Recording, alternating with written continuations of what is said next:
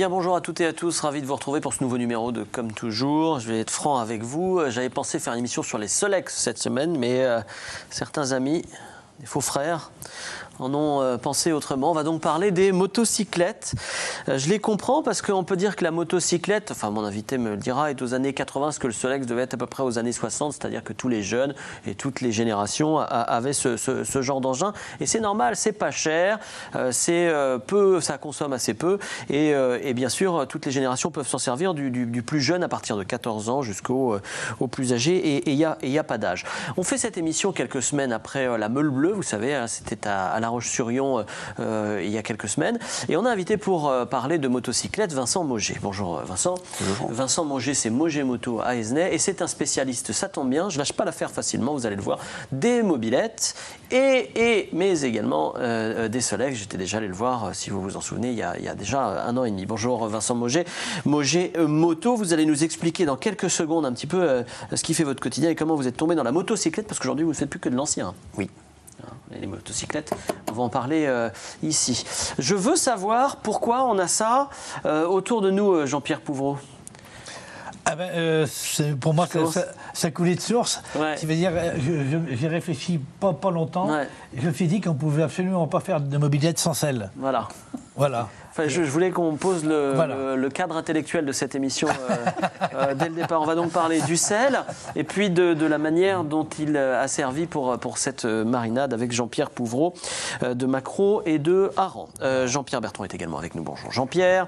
Et avec vous, eh bien, on va écouter des témoignages de personnes qui ont possédé à la fois des Solex et à la fois des mobylettes. Vincent Mauger, depuis combien de temps vous êtes installé à Aizenay ? Ça fait 10 ans. Et racontez-nous votre histoire, puisque vous êtes assez jeune et tombé dans la mobilette et dans le Solex. Tombé dans la mobilette dès l'âge de 14 ans. D'accord. Et puis en fait, c'est resté. Ouais. Voilà. Donc après, j'ai fait donc, l'apprentissage en mécanique et puis je suis revenu sur les véhicules anciens, sur les mobilettes après, quoi. Et pourquoi vous avez fait ce choix-là ? Vous auriez pu ouvrir un garage ou vous spécialiser dans une concession ?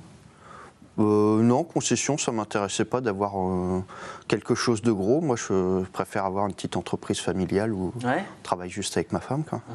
Et puis alors, la mobilette, vous en avez combien exactement ? Regardez juste ce qu'on peut dire, hein. Regardez juste derrière, là.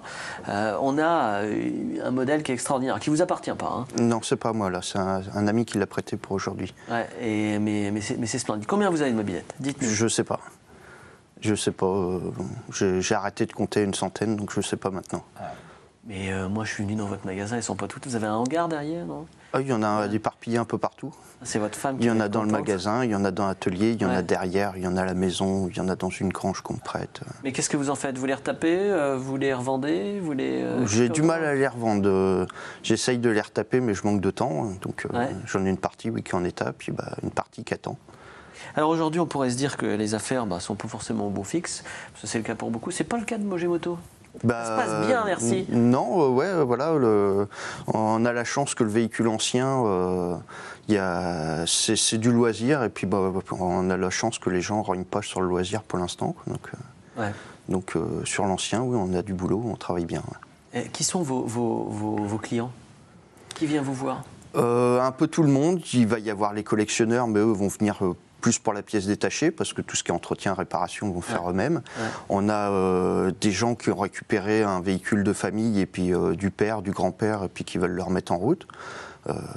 Et puis on a encore aussi des gens qui ont des mobylettes pour aller au boulot tous les jours aussi. Vous avez des gamins ? Oui, aussi, ça revient aussi. Les jeunes de 14 ans reviennent aussi à la mobilette ou au Solex et qui ne veulent pas de scooter ou de machine à boîte. On en a quelques-uns, oui, qui roulent en cyclon ancien. Alors, est-ce que dans votre jeune temps, à 14 ans, quand vous aviez la mobilette, vous l'aviez montée en chopper avec le guidon torsadé J'ai fait ça. Moi, dans mes mobilettes, il y a aussi bien avec le grand guidon que le tout petit. D'accord. Ouais. Entre 14 et 18 ans, j'avais dû faire le calcul. J'ai eu une trentaine de mobilettes à ce moment-là. Une trentaine ? Oui.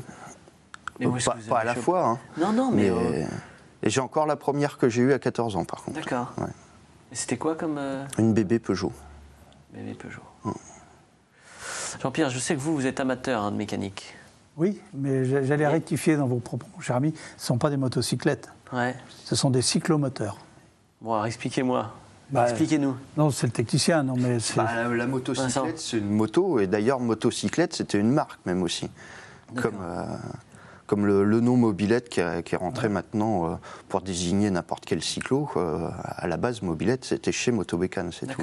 D'accord. Mais motocyclette, c'est une moto. C'est un cyclomoteur, c'est autre chose. Ouais. Les marques les plus connues de mobilette, c'est quoi? C'était 103, Peugeot, 102, 103, Peugeot et quoi. Motobécane, mais il y a eu des centaines de marques. Et on a eu beaucoup de fabricants en France dans les années 50. Il y en a eu énormément. En Vendée aussi? Il y en avait Oui. 2 en Vendée, au moins 2 que je connais. Au moins. C'est la Blanche-Hermine à Saint-Hermine, Voilà. Guillet. Guillet, c'était de la moto. Non, Non, il il y faisait avait- des cyclos je aussi. savais pas. Et des vélos. Ouais. Et tout proche de chez nous et qui a eu vraiment un succès à l'époque, Machecoul. c'est Gitane. Gitane à Machecoul. Ah oui, Gitane. Ouais. D'accord. Autrement, je pense pas, j'ai pas vu d'autres choses en Vendée. Non, j'aurais dit ces trois-là, ouais. Ouais. Vous avez eu des mobilettes, Jean-Pierre? Je sais que vous avez. Alors, parce qu'on a, en fait, les deux Jean-Pierre aiment les motos. Vous avez encore une moto aujourd'hui. Hein. Ah oui, moi j'ai une moto, oui. Toute la famille a des motos. Mon père collectionnait les vieilles motos, les vieilles mobilettes, les Solex. Et moi, j'ai commencé à rouler avec un véhicule avec un petit moteur dessus, avec le Solex à mon grand-père quand j'ai eu mon certificat d'études primaires. Parce que j'ai fait de grandes études. D'accord. Ouais. Et alors, non, c'était un vieux Solex avec la petite. Il y avait un petit truc rond qui était dessus, là, qui cassait le carburateur. Oui. Et ça roulait pas très très vite. Il fallait pédaler dans les côtes. Ça n'a jamais roulé très vite, un Solex. Oui, oui. Et donc, c'était. Ceux-là roulaient encore moins vite. Oui, il roulait vraiment pas vite du tout. Il se pédalait en permanence. C'était rigolo. Et voilà, ce qui m'a donné accès après à avoir ma première Motobécane. 175 culbutée. Comment vous expliquez, parce que c'est ce que je disais tout à l'heure, le Solex a été détrôné par la mobilette, mais on peut. Ah C'est non, vrai non, ou c'est pas? l'inverse. Ah non, la mobilette a détrôné le Solex. Oui, moi, je pense. 60. Non, mobilette, Tout le monde a un mobilette, Solex. ça doit être 47. 70, Vincent. C'est juste après Vincent, guerre. soyez maintenant. l'arbitre. Il n'y a aucun des deux pour moi qui a détrôné. Non, non, C'était deux choses qui étaient commercialisées en même temps. Ah oui. Et, Dans les années 60, on trouvait des mobilettes aussi. Ah oui, Oui, bah, bien sûr. Hein. Les premières mobilettes chez Motobécane, la première est sortie en 49 et le Solex est sorti en 46. D'accord. Mais c'était deux choses différentes, quoi. Le Solex était vraiment le véhicule économique par rapport à la mobilette. Hein. La mobilette était déjà quelque chose un peu plus puissant. Et j'ajouterais, moi, que la mobilette était plus utilisée dans la campagne par les ruraux, parce que, voilà, c'est un esprit, et plus le vélo Solex dans les villes. C'est possible. Ouais. Ah. Et moi, je pensais que les Solex étaient davantage utilisés par les femmes. Aussi, Aussi, Ah, oui, oui. C'était davantage un véhicule Oui, pour les c'est femmes. vrai, Oui. Ouais. C'est pour ça qu'après certaines marques, Voilà. chez Motobécane par Voilà. exemple, quand ils ont sorti le Caddy, qu'une petite mobilette avec un moteur assez proche de la conception du Solex, ça visait plus les femmes, quoi. Ouais. Les femmes et jeunes filles, hein, ce modèle-là. On est obligé de parler de scooter aussi un peu dans cette émission, du coup. Oui. Oui. Parce que, Vincent, Oui. scooter. Non, bah, pas forcément.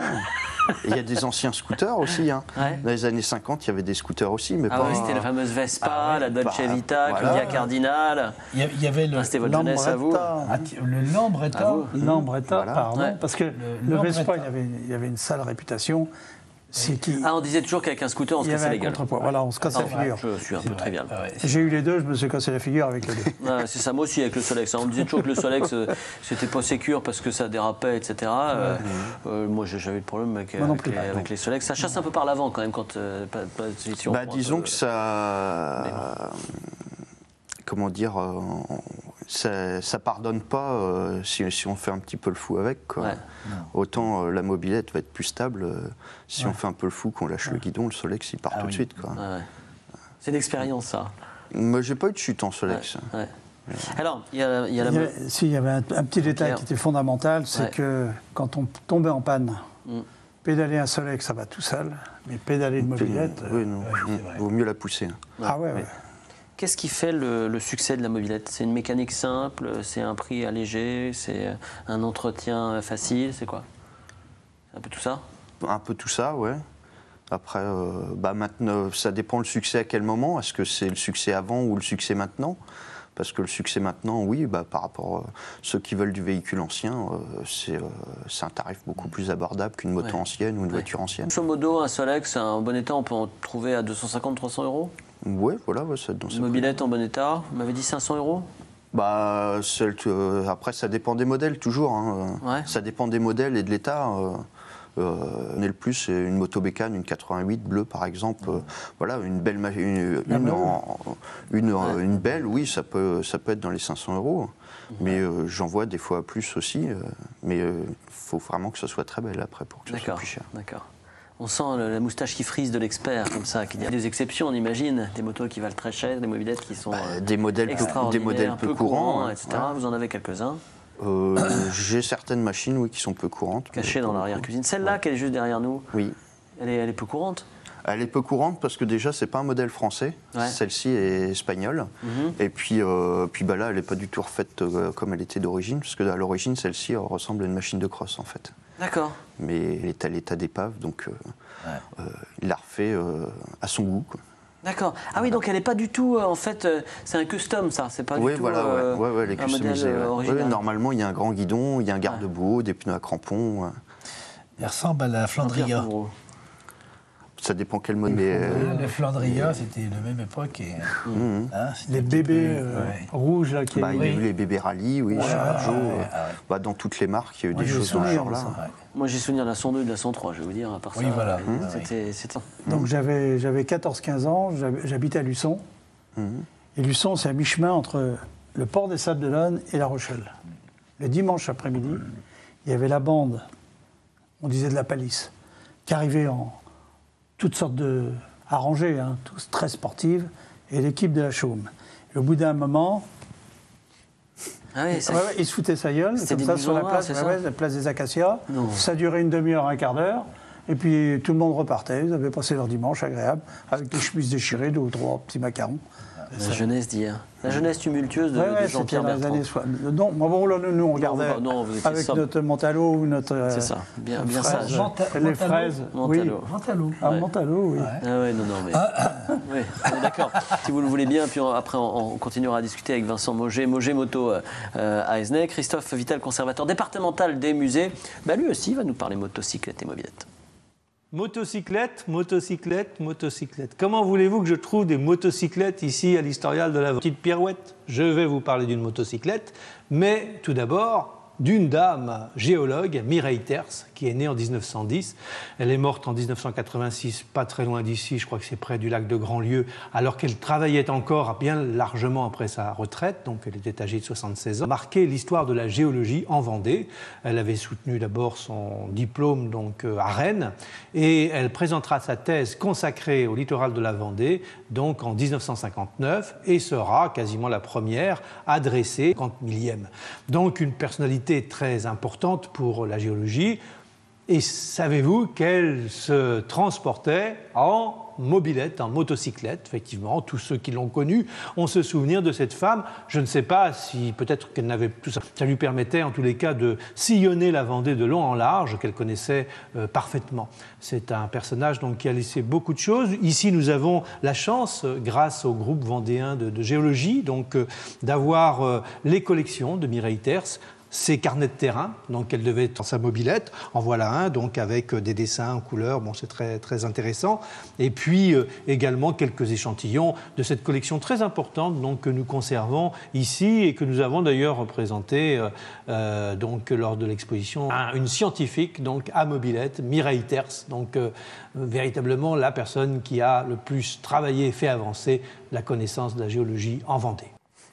Merci Christophe, et puis à la semaine prochaine. Vous avez connu Mireille Un de ces cahiers, je les ai vus à l'époque, et je suis content de voir qu'ils sont conservés par la conservation départementale. Ah oui, c'est bien. Alors, pas de mobilette sans sel. Nous dit Jean-Pierre Pouvreau. Et avec... Je suis fatigué. Et avec ce sel, vous nous avez fait 2 préparations. Voilà. Jean-Pierre, c'est à vous de parler, là. Voilà, oui. Alors, c'est pas n'importe quel sel, déjà. Hein, alors là, c'est du sel des marais salants de la vie. Ouais. Voilà, de ces Tonio. Je vous le montre comme ça. Anthony Auger, voilà. D'accord. Cette partie de marais salants qui était dans les pays de Vie, qui rassemblait Saint-Gilles-Croix-de-Vie, Saint-Hilaire, Le Fenouillet, Arié. Il y avait plus de 500 familles de sauniers. mon grand-père du côté de ma grand-mère, les taxes sur le sel. Et donc c'était très très riche en production de sel. Pourquoi? C'est parce que les marins de Saint-Gilles venaient chercher du sel pour saler leurs anchois, leurs sardines à l'époque. Et il y a des navires hollandais qui accostaient également à Saint-Gilles, qui ramenaient leurs pierres à Saint-Gilles et qui repartaient avec du gros sel des marais salants de Saint-Hilaire-d'Orier, de la Vie. D'accord, d'accord. Alors, j'ajouterais quand un petit même mot, Jean-Pierre. Que pour la pêche hauturière de la morue, eh bien, de sel, puisque c'était le seul moyen de conservation dans le 19e siècle, même encore début du 20e siècle, du poisson. Et donc, le commerce hanséatique est très ancien, 15e siècle, dans tous les marais d'Orier, les marais de Beauvoir, etc. C'est énorme. Vous nous avez préparé deux choses, du maquereau et... Alors bon, c'est des poissons de saison qui sont pas chers en ce moment, donc il faut en profiter. Donc là, on a du hareng, ici, voilà, et on a du maquereau qui est un ancien marin, qui est plus là. Qu'on appelle Queque, pourquoi? Fernand Queque, parce qu'il était bègue. Alors Queque, Jean-Pierre, qui va t'expliquer. Voilà, et c'était un des piliers de la confrérie de la sardine. Donc on a plein de recettes sur ce biais-là. Alors très vite les recettes, puis il faut qu'on goûte. Et alors donc les recettes, on prend du gros sel de chez Tonio, si on habite à côté, Anthony Auger. Et puis alors ce gros sel, on met 3/4 sel, 1/4 sucre, voilà, ou de maquereau. On met ce mélange de sel-sucre dessus et dessous les filets de poisson, voilà. Une demi-heure, pas plus, c'est pas la peine, c'est très fin, ça le. On rince pas à l'eau claire? Après, justement, il faut bien rincer les filets de poisson. Voilà. Une fois qu'ils sont rincés, là, du vinaigre de cidre avec oignons, carottes, clous de girofle, un petit peu d'aneth. Et l'autre? Voilà. Et alors ensuite, j'ai ébouillanté mes filets de maquereau et j'ai mis un petit filet d'huile d'olive dessus pour une couche de protection. D'accord. Et pour le hareng, on a fait un truc classique avec de l'huile d'olive. Je mets un peu d'huile d'olive, un peu d'huile de maïs et puis on met du citron dans le fond. Une serviette tout de suite, sinon après... Et alors donc voilà les serviettes. On va en foutre partout. Alors les serviettes officielles du Poucton, je vous les montre, allez-y. Le Poucton étant le restaurant de Jean-Pierre Pouvreau, je les remontre. J'ai ça, vous allez essayer, vous faites passer le plat. Allez-y Vincent, essayez d'attraper sans en mettre à côté. Je vous préviens, le reste de l'émission en dépend. C'est de la dégustation. D'accord. Hop. Non, il mange proprement. Allez-y Jean-Pierre. On va tous goûter ça. Et puis on va continuer. Voilà. Vous avez à peine le temps de manger, Jean-Pierre. Parce que, c'est gros, non, prenez un tout petit, parce que tout de suite après, il va falloir que vous causiez pour qu'on parle des sons que vous nous avez ramenés. Je tente, je suis même pas sûr que je vais réussir à parler après. C'est bon? Vous avez fini? C'est bon? C'est très bon. Ça, je suis sûr que c'est très très de ce qu'on va écouter pendant que je mange. Écoutez, mon cher ami, dites-moi par qui on commence. On va commencer par Dubois. Pardon. Voilà. André une honte de faire cette émission. Dubois, qui vont parler de cette campagne qui est pas loin d'ici, toute proche de chez vous, Saint-Paul-Mont-Penit, dans les années 45, comment on se déplaçait quand on était à la campagne pour aller à la ville. Oui, évidemment. Voilà. Allez, on les écoute.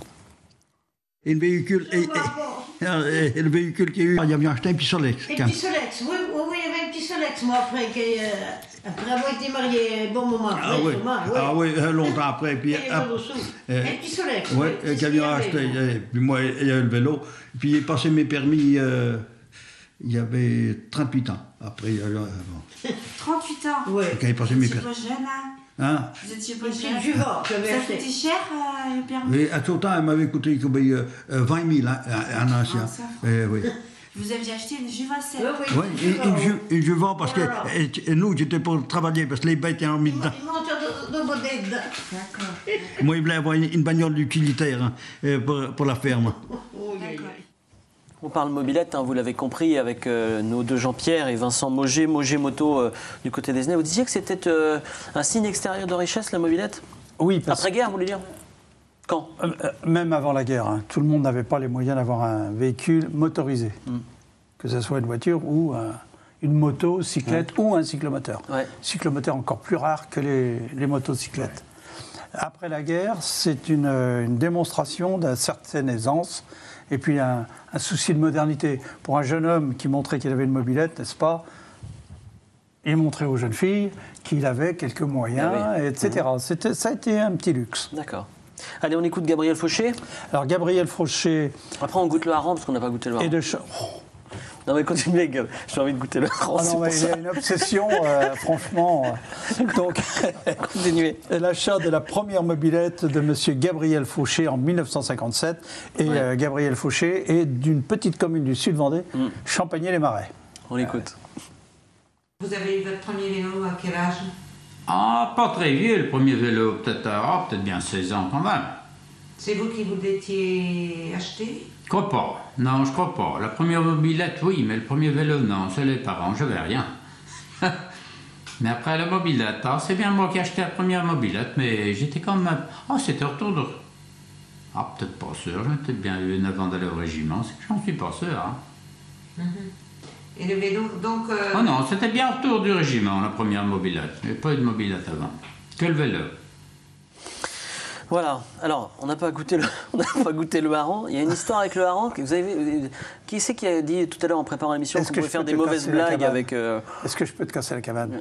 En fait, on va dire aux auditeurs que tout le temps des choses, tu t'es... Non, c'est pas vrai. C'est pas vrai. Non, j'en meurs d'envie, mais c'est pas vrai. Non, c'est pas vrai. Racontez un peu une blague. Qu'est-ce qu'on met on peut mettre du hareng dans les pots d'échappement? Lequel disait ça, en fait? On faisait des bêtises à nos camarades. En prenant des déchets de poisson qu'on enfilait dans le petit bout du tube du pot d'échappement. Et effectivement, quand à l'époque on était sur place, même parfois sur la béquille, en fait, tourner la mobilette pour montrer qu'on avait une belle mobilette. Et au bout de quelques secondes, il y avait une odeur de poisson c'est malin. Qui remontait. C'était une boutade. Goûtez le hareng. Vincent Mauger. C'est très bon. Celui-là, il ne peut pas aller dans le... Voilà. Puis c'est tout simple à faire. C'est ça qui est sympa avec vous, c'est qu'on fait des trucs tout simples. On va voir la différence, mais franchement... la différence, elle est criante, pas du tout. Non, mais en fait, si les auditeurs... n'est pas la même. Si les auditeurs de TV Vendée suivent toutes les recettes de Jean-Pierre, en plus, elles sont extrêmement simples à faire, les recettes. Regardez-moi ça. On va avoir des gourmets en Vendée. Comme c'est beau, on pose ça. Vincent Mauger, il faut quand même qu'on revienne un peu à vous et à la moto. Aujourd'hui, il n'y a plus qu'une 103, vous avez dit, qui est faite par Peugeot. Oui. Est-ce que vous pensez que la mobilette peut revenir? Le scooter avait disparu au profit de la mobilette pendant un temps, on en voyait moins dans les années 80, et puis hop. Ça peut, parce que donc, chez Peugeot, oui, il reste le 103, mais il y a une marque aussi quand même qu'on refait encore, qui s'appelle Tomos, et qui ressort des nouveaux modèles de mobilette aussi. Mais c'est pas quelque chose qui est beaucoup vendu, quoi. Ouais. Et c'est vendu principalement à qui, vous savez pas? En mobilette, on en vend encore à des fois des anciens, mais aussi aux jeunes aussi, ça arrive. Des jeunes qui n'ont plus de permis?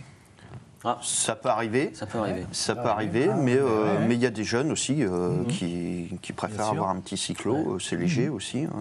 Et alors, où est-ce que vous vous fournissez en pièces? Parce que je sais que chez vous, c'est une caverne d'Alibaba, vous avez des pièces partout, mais partout.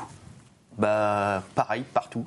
Ouais. Voilà. C'est-à-dire que vous avez l'oreille aiguisée, vous entendez parler de trucs. Des pièces qu'on trouve tout simplement chez nos grossistes de cyclomoteurs traditionnels, qui reviennent et qui remettent des références de cyclos anciens au catalogue. On a des fournisseurs à l'étranger, en Hollande, en Turquie, et puis après, il y a aussi des vieux stocks qu'on rachète, des concessions qui ferment, des choses comme ça. D'accord, vous êtes à l'affût. Et vous faites pas mal les vides-greniers ou les bourses d'échange. Ou les bourses d'échange, on voit pas mal là-dessus. Oui. On imagine. Précision de se quitter. La question, parce que les gens des Pays-Bas, notamment, et surtout, comme les Anglais, sont des grands collectionneurs. Est-ce qu'ils ne sont pas, quand ils viennent passer leurs vacances en Vendée, ils viennent voir des gens comme vous en essayant de sortir du patrimoine français? Non, on a des clients étrangers qui viennent au magasin, mais pour la pièce détachée, pas forcément pour du véhicule. D'accord. Ouais. Merci Vincent Mauger d'être venu nous voir. Merci infiniment. De rien. Voilà, cette nostalgie de la mobilette qui nous étreignait pour continuer encore à vivre sur l'antenne de TV Vendée. Vous pourrez revoir cette émission sur tvvendée.fr. On se retrouve dans 8 jours pour parler comptes. Messieurs, au revoir. Au revoir. Et à la semaine prochaine. Je suis curieux de savoir ce que vous allez nous amener. Ça sera la surprise surprenante qui vous surprendra. Sans aucun doute. Allez, à la semaine prochaine. Salut.